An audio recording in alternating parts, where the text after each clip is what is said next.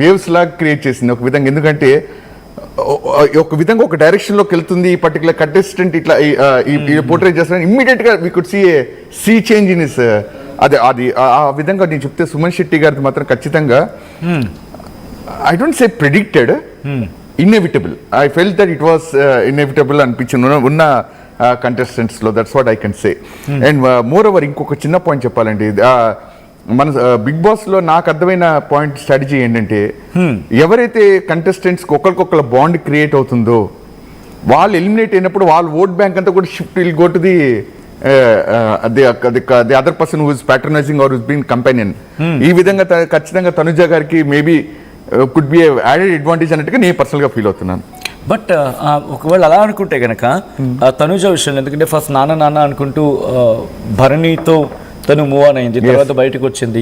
At the same time కళ్యాణ్కి తనుజకి మధ్య ఒక కైండ్ ఆఫ్ రిలేషన్, ఒక హెల్దియర్ రిలేషన్ అనుకున్నప్పటికీ కాదు, we don't have any relation, it's purely a friendship are like it purely a contestant అని బహుశా prove చేశాడా big boss లేకపోతే వాడో ఇట్ మేబీ.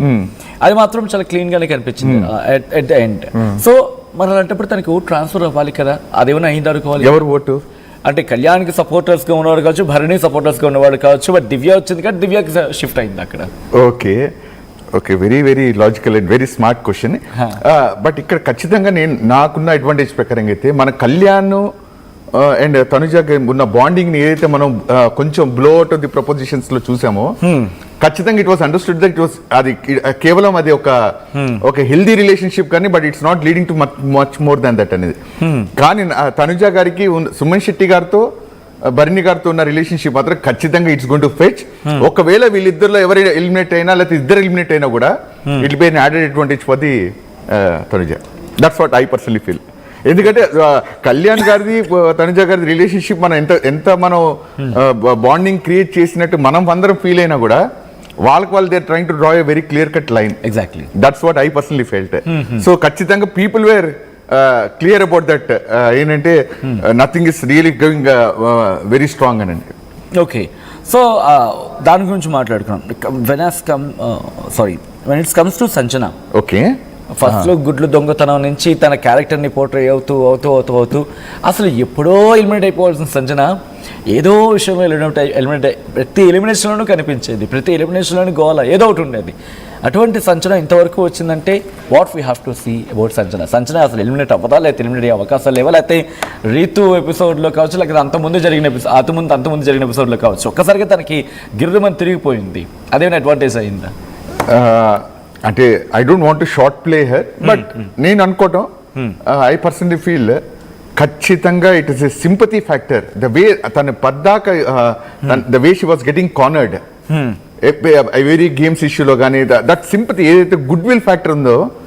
అండ్ మోర్ ఇంకొకటి మనం మర్చిపోకండి, షీఈస్ వెరీ వెరీ అంటే అండర్ డాగ్ గా మనం ప్లే చేసుకుంటున్నాం కానీ తను ఇస్తున్న పెర్ఫార్మెన్స్ కానీ తను చేస్తున్న వాట్ యు కాల్ రైట్ టైంలో తను తీసుకుంటున్న ఇనిషియేషన్స్ మాత్రం and with a added factor of sympathy that she's getting cornered games లో కానీ షీఈస్ గెటింగ్ లాస్ట్ అన్నట్టుగా, లేదా బర్నీతో తనకి ఏదో కొన్నట్టు కన్ఫ్యూజన్ అన్నట్టుగా జరిగిన కొన్ని ఎపిసోడ్స్ లో మనం చూసిన దాని ప్రకారంగా ఖచ్చితంగా that factor always pushed her forward అన్నట్టుగా నా పర్సనల్ ఫీలింగ్.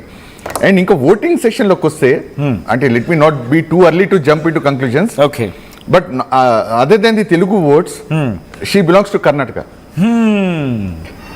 అండ్ దట్ అది ఒక ఇంటర్స్టేట్ ఓటింగ్ బయట ఆల్సో.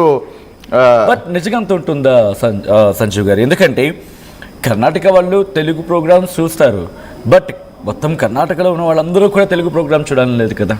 కరెక్టేనండి. ఒకవేళ నేను కానీ తెలుగు వాడిని, నా తెలుగు కంటెస్టెంట్ నేను కర్ణాటకలో ఉన్నప్పుడు చూస్తే మాత్రం నేను ఖచ్చితంగా తెలుగు వాడు కొట్టేస్తాను. సో ఆ విధంగా నేను చెప్తున్నాను. So it's an emotion, see as I said it's the emotion that is dragging the show. So people are also emotionally attached to the entire game.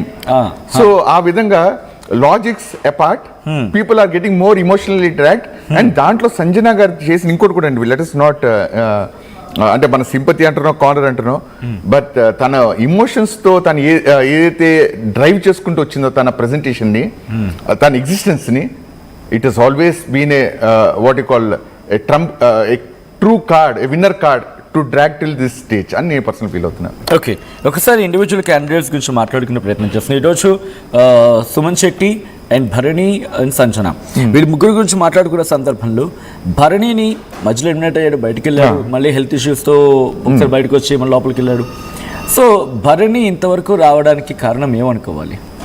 అంటే తన గేమ్ ప్లాన్, ఎందుకంటే ఒక కొంతకాలం వరకు కూడా ఆ రిలేషన్ అంటే నాన్న అని కావచ్చు, దివ్యతో కావచ్చు, తనుజతో కావచ్చు, వీటన్నిటిలో ఇరుక్కుపోయాడా? ఆ గేమ్ ప్లాన్ ఇంకా ప్రాపర్గా దాన్ని అర్థం చేసుకోలేకపోయాడా? ఎందుకు భరణి, ఎందుకంటే భరణి గేమ్లోకి ఎంటర్ అయిన వెంటనే ఒక ఎక్స్పెక్టేషన్ ఉండింది, మేబీ తను టాప్ 3లో ఉంటాడు అనుకునే ఒక వ్యక్తి.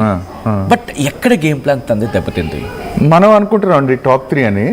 ఒకసారి మీరు శ్రీజ అండ్ రీతు గారు వెళ్ళిన తర్వాత ఎలిమినేట్ అయితే it went in favour of what you call Bharani. అప్పుడు ఏమనుకోండి మేనేజ్మెంట్ కోటలో వచ్చేస్తున్నాడు అన్నట్టుగా అది కూడా టాక్ వచ్చింది. ఆ టాకే వచ్చింది. ఆ టాక్ కూడా people were what you call pushing forward. అవును. సో మేనేజ్మెంట్ కోటలో వచ్చేస్తున్నాడా ఏంటి అన్నట్టుగా.